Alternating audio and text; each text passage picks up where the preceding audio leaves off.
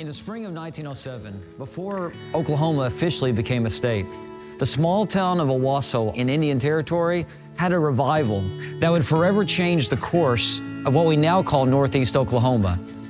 10 people and their minister started a Christian church because they believed this community needed a church, a live, active church that would point people to Jesus. And from that revival, which started in a small country store downtown, a movement began that would impact Northeast Oklahoma for the next 116 years. We now call that church First Church. And throughout our history, Satan has tried everything he possibly can to stop the momentum that God started here.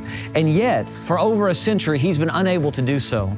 In spite of pandemics and world wars, even economic downturns and internal conflict, Satan has been unable to stop what God started here, because we believe Jesus' promise in Matthew chapter 16 when he says that he will build his church and the gates of hell will not prevail against it. We believe with all of our hearts that the church that Jesus leads is truly unstoppable. First Church is our family. There is so much love here, and you feel it the minute you walk through the doors. You feel joy. I felt the Spirit move. There's just something special about this church. God is definitely moving. If you've been in any of the children's facilities recently, we're busting at the seams. We need space. We need a place where not only can all the children who are already here be and grow and flourish, but the families who have yet to join our church. I just really earnestly believe that's how we change our community. That's how we change our families. That's how we change the 918. This is our church home. We see our future here, and we want to be a part of it, and we want to see it grow. That's why 2 years ago, in November of 2021, our First Church family began a 2-year journey of courageous commitment to kingdom expansion during one of the most difficult times in our recent history. At a time when our culture was plagued with fear, uncertainty, and mounting questions, our church leadership believed it was not the time for us to sit back, but to lean in and to be the church that God was calling us to be in this generation. So we called this new journey Unstoppable, and we prayed for God to give us fresh opportunities to unleash His love. We challenged our First Church family with the primary goal of being engaged in the mission of Jesus like never before, both locally and globally. And this allowed us to establish a secondary goal of collectively doubling our current annual budget so that we could build a new First Kids building as a resource for God to use to reach the next generation. During unprecedented times, we decided to take a step of faith with a 2-year financial goal that was bigger than anything our church had ever attempted before. After months and months of prayer, conversations, and study, we believed God was in this, and our church family responded. Tonight was very memorable to me, watching the families walk up there and lay their commitment cards on the table, and as a family ringing the bell for the future of First Church. The experience tonight was really awesome for us to be here with our friends and our family to show others and lead the way in our commitment to this church and to future generations. We had a number in mind, and then we changed that number. We kind of said, hey, this is what we're going to do. We're not doing that anymore. We're going to do bigger and better because God just decided, hey, that's what we needed to be. When Unstoppable was first presented to the church, we were so excited to hear that we were building on more. Bringing those kids in with their parents, we are going to finish strong. The Unstoppable commitment means that God is still working, and He's using us to help build the generations to come. Together, we joined on this unstoppable journey, and we have seen God show up over and over again. At a time when many people are talking about how the church in America is dying or at least losing its influence, God is using us to shine the light of His Son and penetrate the darkness around us. And we shouldn't be surprised. In John 1, verse 5, it says, "The light shines in the darkness, and the darkness has not overcome it." We're seeing more and more new families show up to our church for the first time. Our next-gen ministries are exploding. We are supporting more local and global partners than ever before. And this year alone, we've experienced more baptisms than any other year in our history. God is definitely on the move, and it's exciting to be part of what He's doing in this place. We're here to love Jesus and love like Jesus. That's our mission, and nothing is going to stop us, because greater is He who is in us than he who is in the world. I'm going to invite people to First Church of Owasso, Oklahoma. I'm going to be unstoppable by showing everyone I can the power of Jesus' love. God is so faithful, and when you trust Him, and He's never failed us. The reward is that God gets glorified. Yes. And we get to help with an amazing aspect for this church. I would say you really need to just dive in. A lot of times we need to step outside our comfort zone and to try something new.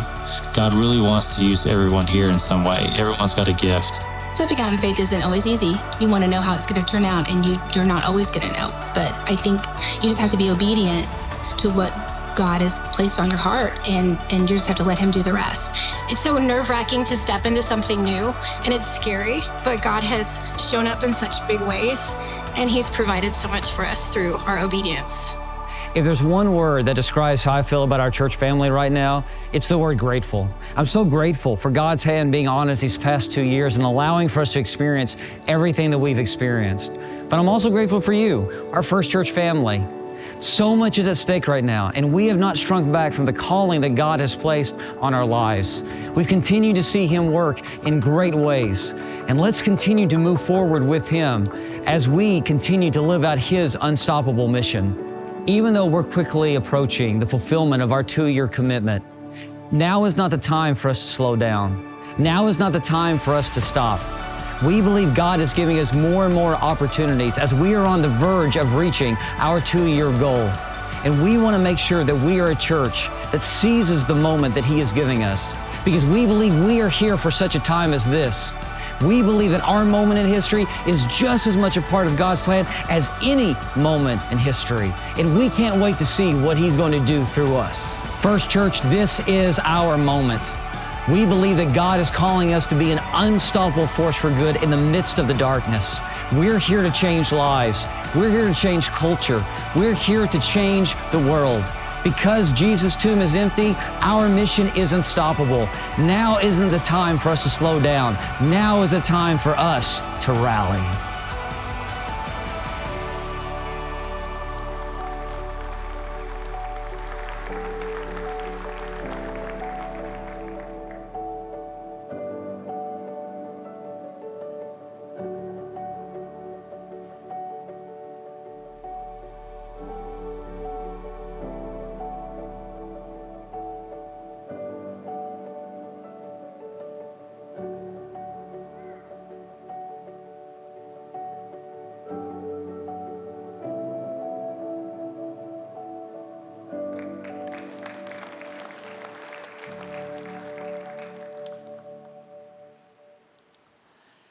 The light shines in the darkness, and the darkness has not overcome it. That's the story of Jesus, and that's our story as a church. We've seen this happen time and time again. And during one of the craziest and most chaotic times in recent history, our church launched our Unstoppable Initiative because we believed when the world was hitting pause, it was time for us to hit play like never before, because people needed Jesus.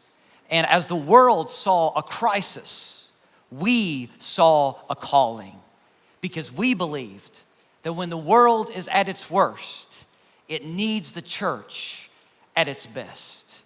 And we've seen God's light shine in the midst of the darkness over and over again. And I get it. We're living in a day and age when there's a lot of darkness. In fact, most of the pundits and experts that are in our world today will tell us that Christianity is declining in our culture, that it's dying. Pre-2020, it was estimated that 3,400 churches a year were closing their doors, never to open again. And that number was anticipated to skyrocket after the pandemic.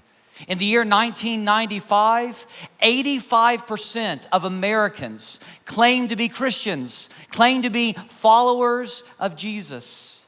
Today, in 2023, according to Pew Research, only 64% of Americans claim to be Christians. That's a drastic decline in just about 30 years.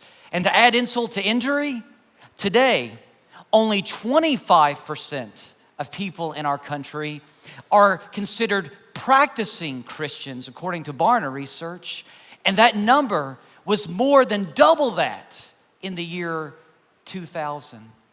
When you look at all the stats and all the studies, when you listen to the pundits and the experts, everyone is telling us that Christianity in our country today is dying. In fact, some will even say that we are living in a post-Christian generation, a post-Christian culture. But I won't use that term. I won't ever say that, because I don't believe that there is anything post-Christian. There is nothing post-Christ. Jesus is the final hope of the world, and there is nothing that comes after him. We may be living in a post-religious generation, but there is no such thing as post-Christian, because Christianity is the world's final hope. And if the darkness is increasing around us, it's not because the darkness is beating or defeating the light. It's because we're not shining the light like we should. Because the Bible promises the light shines in the midst of the darkness, and the darkness has not overcome it. As another translation puts it, and I love this, the light shines in the darkness, and the darkness can never extinguish it. And that's why, in the midst of crazy times, we decided as a church to take a bold and courageous step of faith, bigger than probably any step of faith we've ever taken before, because we knew we were here for a purpose. We were here to shine Jesus' light. You know, when it comes to life is kind of like the game Slug Bug. Everybody ever played that on a road trip, you know? Yeah, I think most of us probably have. My family, we don't play Slug Bug where you look for Volkswagen Beetles. We play Blue Car, because we're always looking for blue cars on the road. And you might think, you know, when you go on a trip, you're not going to see a whole lot of blue cars. That's not that common of a color. But you end up seeing a lot of them. You know why? Because you find what you're looking for. And when you're looking for blue cars, you find blue cars. When you're looking for Volkswagen Beetles, you find them on the road. And the same is true in life. You find what you're looking for. And if you go through life always looking at the darkness, always looking at the negative, always looking at what sin is doing in this world, then that's all you're ever going to see. But when you have your focus on Jesus, when you're looking at him as you walk through life, then you will see him working all around you. You will see his light penetrating the darkness, and you will see opportunity after opportunity for you to shine his light in the world. And that's why 2 years ago, actually over 2 years ago, we started talking about this Unstoppable initiative. And if you're new to our church, maybe this is your first time, you're like, what in the world is Unstoppable? Let me give you a quick summary, okay? This is where we've been over the past few years. 2 years ago, we presented our church, challenged our church with two key goals. And the first goal, our primary goal, was 100% engagement. We wanted our church to be engaged in the mission of Jesus like never before. Because we know in this day and age, there are a lot of churches that are just playing church. There are a lot of churches that are just going through the motions. There are a lot of churches that are just social clubs. And that's not who we wanted to be. See, I'm not up here preaching fairy tales. We believe that Jesus truly is the hope of the world. And Jesus either is exactly who he claims to be, or he's a liar, he's a lunatic, or he's a con artist. See, Jesus either is the Son of God or he's not. There is no in between.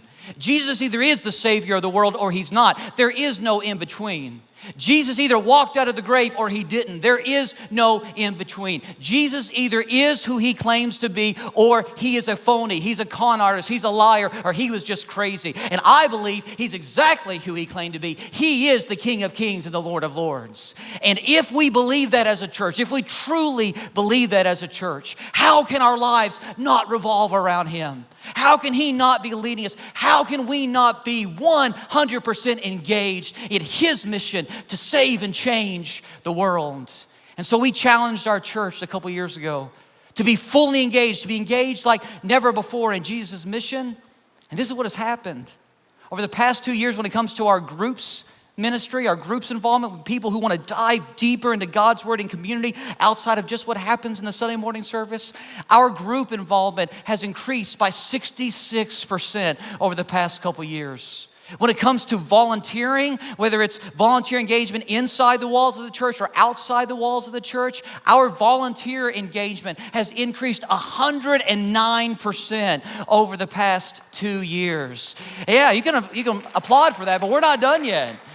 When it comes to giving, households, over the past couple years, our giving households have increased by 49%. During the midst of an uncertain economy and crazy political times, our giving households have increased by 49%. But not only that, our worship attendance over the past couple years has increased by 46%. Right now, we are having almost 1,500 people a Sunday show up in person for worship. That's not including our online ministry, which has about another 1,000 people joining us every week, or our TV broadcast that literally has tens of thousands of people throughout the 918 worshiping with us Sunday after Sunday. We have seen God grow our church in phenomenal ways. And our church right now, physically speaking, when it comes to our on-site, in-person attendance, is the biggest it has ever been in our history. But the number that excites me the most is this one right here, baptisms. Over the past 10 years, we have averaged 48 baptisms a year. That's how many we've averaged, which is good. That's 48 more people every year that are coming to know Jesus. That's awesome. Our highest being a few years ago when we hit 70 baptisms in one single year. 48 average over the past 10 years. Do you know how many baptisms we've had so far this year? And we still have a month to go. 120 baptisms in 2023. Without a doubt, Jesus' light is shining in the midst of the darkness.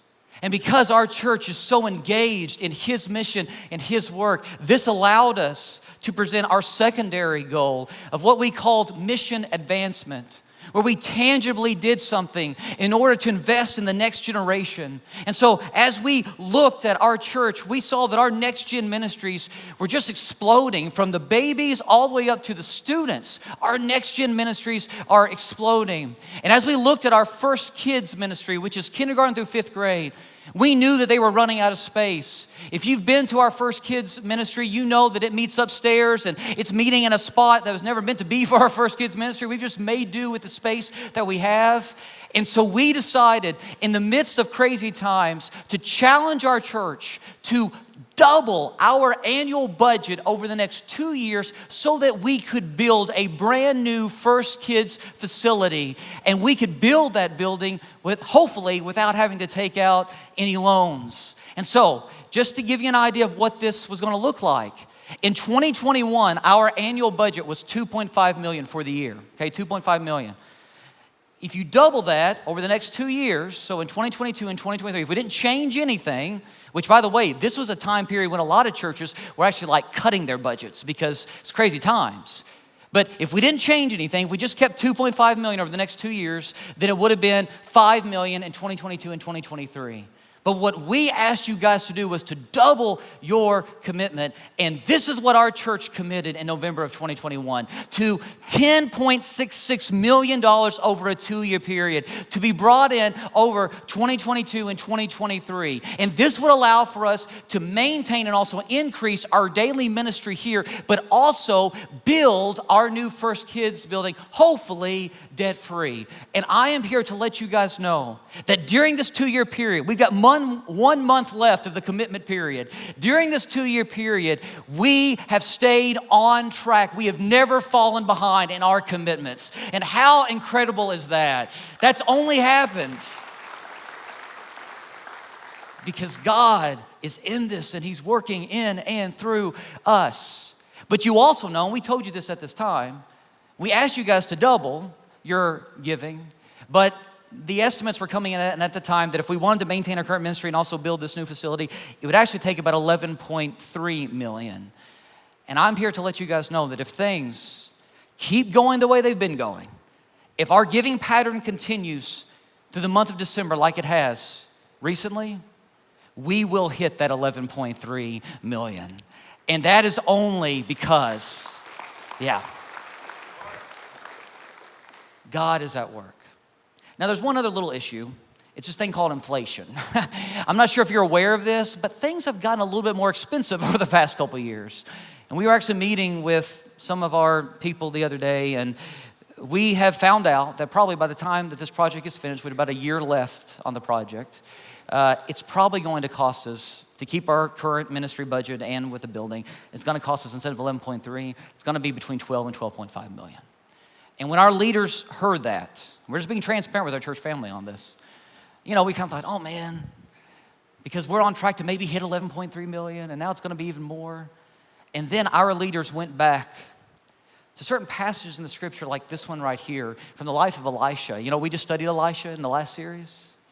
And Elisha was talking to some kings who were facing some military obstacles that they thought were impossible. And Elisha says to them, this is an easy thing in the eyes of the Lord. You may not be able to get the victory, but God can give you the victory. You may not be able to have everything that you need in order to keep going, but God can provide it for you. You think you're in an impossible situation. This is an easy thing in the eyes of God. And so what our leadership said was, we're gonna wait to take out any loans or anything like that, because we probably won't need it till the end of the project. And we believe that God is working in this place in such a way that we're going to be able to still pay for that building without any debt. And we believe that God is actively working so that that could even happen sooner rather than later. Because what we see as an obstacle, as an impossible obstacle, God sees as an opportunity to put His unstoppable power on display. And we don't believe that God has brought us this far to leave us here. We don't believe God has been in this all this time in order to abandon us now. We don't believe that God has brought us to this point in our history for us to fail now. We have been praying to Him, seeking His guidance all along, and He has proven over and over and over again that He is with us, that He is leading us, that He's got this. And so we are fully trusting in Him, and we have total confidence that what seems like a big task for us is easy for God to accomplish. And so we're asking you guys to continue to pray, but to also remain faithful to the mission that God has given us. Because we believe God has not brought us this far to leave us here. We believe that His light still penetrates the darkness. And the world at its worst needs the church at its best. Now, let me ask, how many of you guys have already put up your main Christmas tree in your house? Anybody done that? Let me see, show of hands. Yeah, a whole lot of you, most of you actually. Yeah, my wife put our Christmas tree the day after Halloween, so I get it for sure. But I asked some of our ladies to decorate a tree for me today, and they did a phenomenal job. They did an awesome job. Amber Cirillo and her team, they're the ladies that decorate a lot of our church. Yeah, they did a great job. I didn't ask them to make it blue. They just did that. They know me, I guess. But I know there are different traditions when it comes to Christmas trees. And so I want to do a quick poll here. You guys shout out. I want to see what you guys do in your own household. So when it comes to your main primary Christmas tree, I know some of you probably have 20 of them, but when it comes to your main tree, what do you prefer? Do you guys have a real Christmas tree or an artificial Christmas tree? Let me hear you. How many of you guys put up a real Christmas tree? Oh, not as many as I thought. We had a lot more in the other service. Okay, this must be an artificial tree service. Let's see. How many of you guys put up an artificial Christmas tree? Wow, overwhelming. Okay, interesting. Okay, how about this next one right here? How many of you guys like to put up one set of lights, like one color lights, or how many of you like to put up multicolored lights? I know people have their preference. So do we have any one color light people? Let me hear you. Okay, cool. How about multicolored lights? Let me hear you. Okay, about 50-50, about even. That's interesting. How about this next one right here? Now, when it comes to decorating the tree, some people like uniform matching ornaments that are more decorative than anything. Other people, it's just a hodgepodge of like memories or places they visited or stuff that the kids made. So when it comes to your main tree, your primary tree, do you have more of uniform ornaments or do you have kind of a hodgepodge of memories? And so let me hear you. How many of you guys have a uniform decorated tree? Okay, good number of you. What about you have a hodgepodge of memories and sentimental stuff? Yeah, okay. Yeah, that's actually a picture of our Christmas tree, so that's what we have as well. And one more here. Some people put presents under their tree leading up to Christmas. Some people wait till the end, or they don't do it at all because it's more decorative. When it comes to your main tree, are you a gift person underneath the tree or no gifts? So how many of you guys put gifts underneath your tree? Okay. How many of you leave your tree bare underneath with no gifts? Let me hear you. Several, like 5 people, but still, there are some of you that actually do it. So that's awesome. Well, I found this meme on social media just the other day, and it said, wrapping some empty boxes as fake gifts so I can throw them in the fire when my kids misbehave. Better not pout. I love that. That's genius, you know?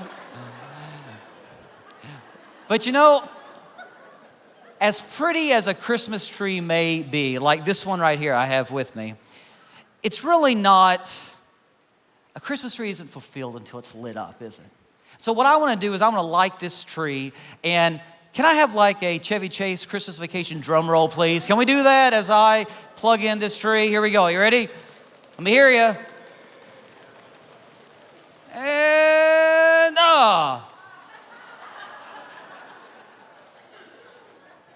Now I bet some of you have probably had this happen before, right? You go to plug in your tree, and only part of it lights up, you know? Maybe because there's a bulb out, maybe because it's not connected right or something went wrong. I don't know the reason, but it's probably happened to all of us. And let me ask, how many of you, if this happened to you, would say, no, that's good enough. We'll just keep it like this all of Christmas, you know, it's fine. It's good enough, you know. 1/3 of the tree is lit, we're good. Probably none of us would do that, would we? No, we want the rest of the tree to also be shining with light. You know, this right here represents those who have come before us. For the past 2,000 years, the church across the globe has been shining Jesus' light. And we're here today because of those who came before us. For the past 116 years here in Owasso, First Church has been shining its light. And we're here today because of those who shine Christ's light before us. But we don't want it to stop here. Because until Jesus comes back, he expects for his people to be continuing to shine his light. And now it's our turn to make a decision to continue to shine Jesus' light in our generation so that people can continue to see the hope and the joy and the peace and the salvation that is found in him. But we don't just want to shine our light in our generation so that we can experience it. We also want to shine our light in our generation so that others can experience and so that the next generation, the generations that come after us, will also experience the light of Christ. Because until Jesus comes back, he expects his people to always be shining his light. And he hasn't brought us this far in the history of his church or in the history of First Church for us to stop shining his light now. Now I get it. I know we're living in dark times. But again, if the darkness is growing, it's not because the darkness is defeating the light. It's because we're not shining Jesus like we should. Because the Bible promises the light shines in the darkness, and the darkness can never extinguish it. See, we don't see darkness as a crisis. We see darkness as a calling, as an opportunity for us to do what Jesus has placed us here to do. And here at First Church, we believe that God does his greatest work in the darkness because it's there his light shines the brightest. And there's example of that after example of that in the Bible. And one example that came to me just a couple weeks ago is found in Exodus chapter 12. It's when God was leading his people, the Israelites, out of their slavery in Egypt. The Israelites had been enslaved for 430 years. That's a long time, isn't it? And God sent plagues, and he worked in Egypt so that his people could be set free. And when they were finally set free, when Pharaoh finally told them that they could leave their captivity, this is what the passage says in Exodus chapter 12. It says, that night, the Lord kept watch to bring them out of Egypt. And so on this same night, the Israelites are to keep watch to honor the Lord from now on. It's interesting to me that when God decided to bring his people out of Egypt, he could have done it at any time. And he chose to bring his people out of slavery at night, not during the day. And this would have been unheard of in this day and age because night was the most dangerous time to travel because you could be ambushed without even knowing it. They didn't have street lights back then, you know? And the Israelites were going to be traveling through the desert. And what if Pharaoh, the king of Egypt, changes his mind? By the way, he later did and came after him, didn't he? What if he changed his mind right after he set them free? Pharaoh and his army could sneak up on the Israelites in the middle of the night and then not even know it. No one traveled at night. And yet God led his people out through the night. Why? Because God isn't afraid of the darkness. He's bigger than that. And I love what this passage says. It says that God watched over his people as they left Egypt at night. One translation puts it this way: the Lord kept vigil that night to bring them out of Egypt, watched over them in the midst of the darkness. The Message paraphrase says it like this. It says, God kept watch all night, watching over the Israelites as he brought them out of Egypt. It's not that God removed the darkness, but it's that he led his people through the darkness. And that's what God continues to do. Until Jesus comes back, there will always be darkness around us. But we are not alone in the midst of the darkness. God watches over us, and he leads us, his people, through the darkness. And we see this as God's pattern for working over and over again in the Bible. I mean, it's Christmas time, isn't it? Do you remember when the birth of Jesus was first announced? Look at Luke chapter 2. It says, and there were shepherds living out in the fields nearby, keeping watch over their flocks at night. The very first announcement of Jesus' birth, of Jesus coming into our world, was made at night, not during the day, but at night. Think about that. The light of the world entered our world at night in the midst of the darkness. Because God isn't afraid of the darkness. He came to shine light in the midst of it. What about when the disciples were sent out by Jesus one time on the water? They're in a boat, but Jesus stayed behind.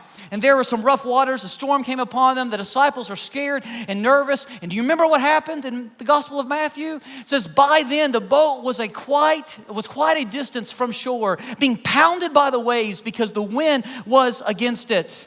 In the fourth watch of the night, Jesus came toward them, walking on the sea. Jesus didn't wait to rescue them in daylight. He came out to them in the middle of the night so that he could let them know he was greater than their fears, greater than what they were facing. What about when God said in the creation account, let there be light? Remember, God said that when there was just darkness, God spoke the light into the darkness. God started working in the darkness before he ever started working in the light. And probably the best example of that happened on that first resurrection morning, on Easter morning. Do you remember what John says when Mary came to the tomb? It says, early on the first day of the week, while it was still dark, Mary went to the tomb and saw that the stone had been removed from the entrance. The resurrection of Jesus didn't happen at sunrise. It started in the dark.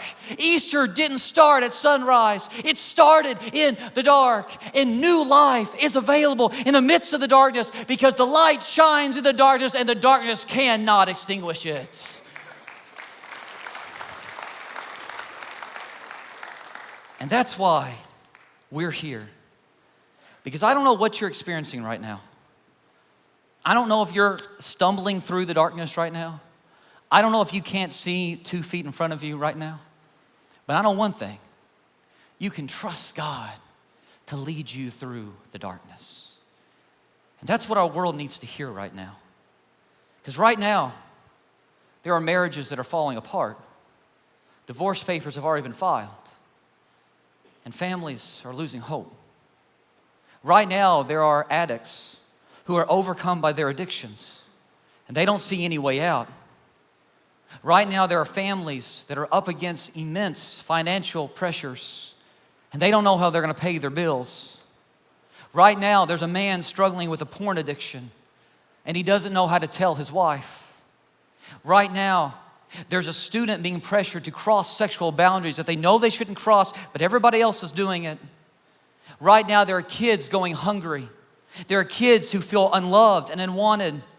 Right now, there are adults who feel lonely and depressed, who don't have the energy to get out of bed in the morning. Right now, there are people who are on the verge of giving up. Right now, there are rich people who have everything this world has to offer them, but they feel empty on the inside. Right now, there is someone who has just recently received a health diagnosis that they weren't expecting, and they are afraid. Right now, our world is full of broken, hurting, lost, empty people, but we have good news for them. We have hope for them. We have truth for them.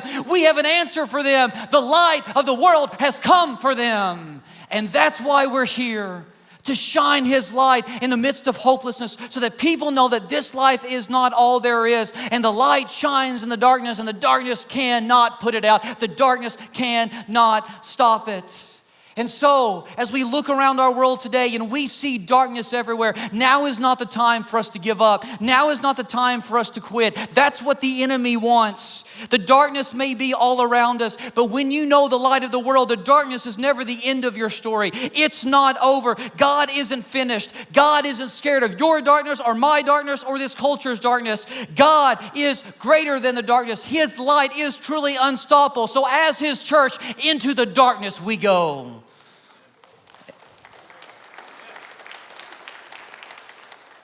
And that's why, as a church, we're not stopping.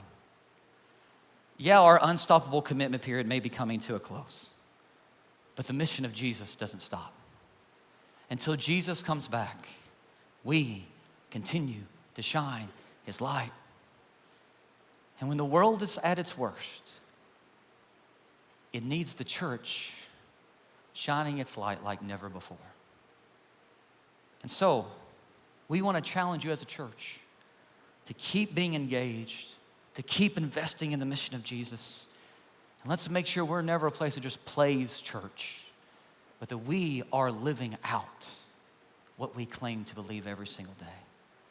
And so we're going to wrap up this service in a special way. We're going to have a worship song.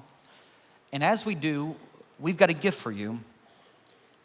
We've got an unstoppable ornament for every family. And as we play this worship song, we're going to ask you to go to the communion table at your own convenience. We're not going to dismiss anybody, just if you want to, whenever you want to.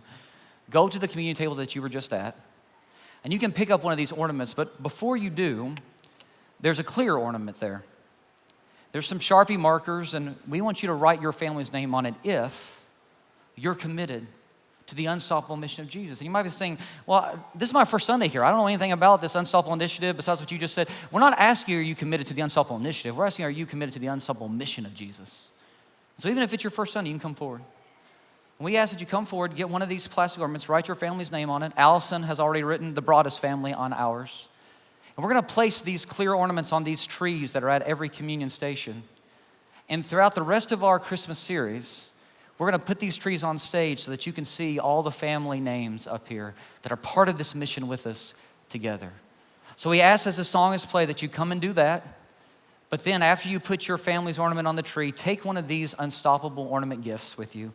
Put it on your tree at your house so that it can be a constant reminder that you are part of something bigger than yourself. You're part of God's unstoppable work in this world. Greater is He who is in us than he who is in this world. Let us continue to shine our light because the darkness cannot put out the light of Jesus. Would you pray with me? Father, I thank you so much for today, and I thank you for this chance we've had to rally as a church. And I just pray that we will continue to be focused on you, because when we are focused on you, we will see the opportunities that you are giving us all around us.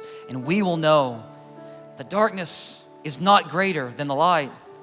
And we will continue to see your light penetrate all that is around us. So Father, I pray for these families that are going to come forward today. May we all be a part together of your unstoppable mission. In the name of Jesus, I pray. Amen.